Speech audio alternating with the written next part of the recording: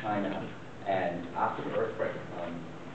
And you know, one of the questions that I got asked a lot after I went to China when I came back was, well, how is it? How was it? How was it? But the whole experience was so overwhelming that it took me a long time to really process everything that I've seen and all the people that I've met. And I think one of the more important things is to try to weave that experience into my life story and see, you know, how it shapes me as a person, rather than just looking at that as a trip in and of itself. Because I think that's really what I think is the important thing here. So often when I get a chance to speak to different groups about, you know, different things that I've done in the past, I always try to stress one point, and that is, you know, it's not just about what would you like to do as a person, or what kind of career you want to pursue, or what kind of projects you want to take on, but I think the more important question is really what kind of a person do I want to be? And everything flows from that. And so tonight I thought we'd stay away from the old, just showing you a slideshow and talking a little bit about China. We'll do that, but I wanted to sort of frame that within the wider experience of, how China fits into my life story, and hopefully that will be of benefit to you. We're going to be doing some singing with you, and we're going to be watching some videos, so this is like a multimedia presentation.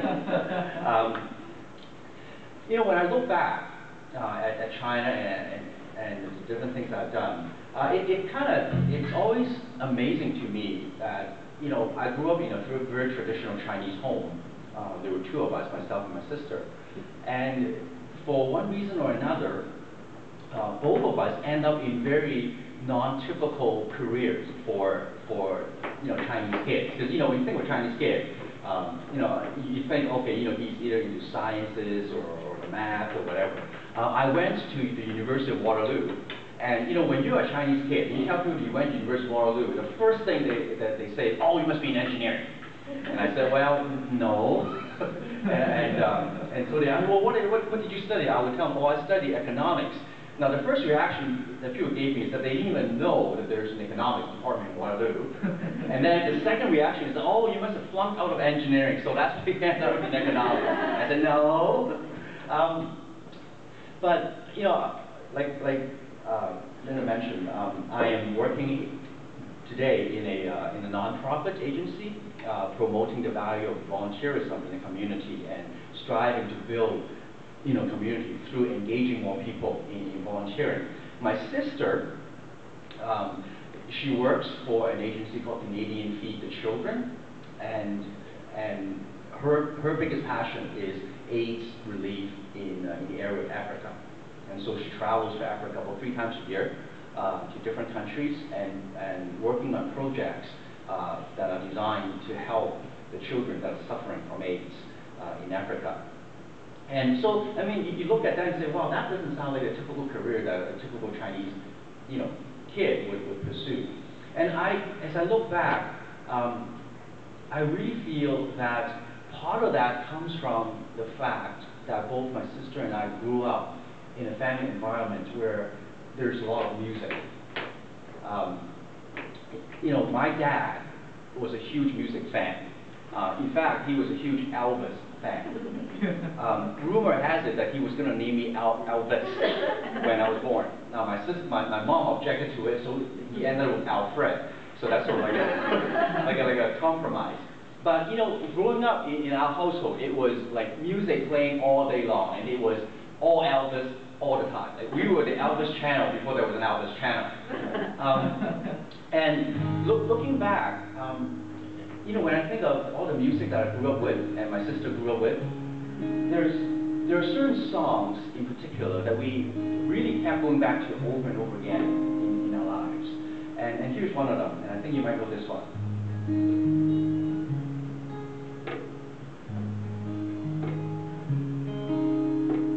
Why are there so many songs about rainbow? What's on the other side? Rainbows are visions, but only illusions.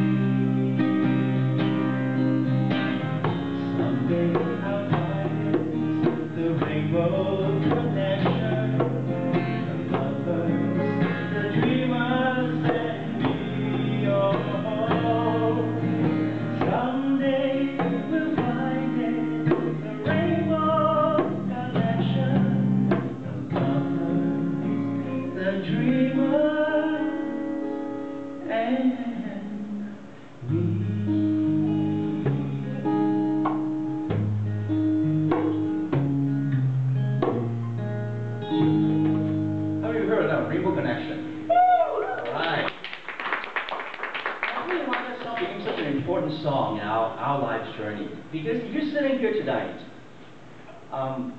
if you have a dream, if you want to light your mouth to something, if you want to make a difference in this world, then the truth is, more often than not, there are going to be a few times where you're going to get discouraged. And you're going to have people telling you not to waste your time. And you're going to have the world trying to mold you into this cynical mindset that the world is so good at. That mindset that says, what difference does that make? Nothing's going to change. Why bother even try? And in my own life journey, my sister, as we talk about what we do today, we realize that what music does for us is that it enables us. Like, music has that wonderful ability to lift your eyes so that you're not just seeing what is, but you can also see what can be and what should be. And that ability, I believe, more than anything else, is something we need to have if we really want to live a life that is true to our dreams.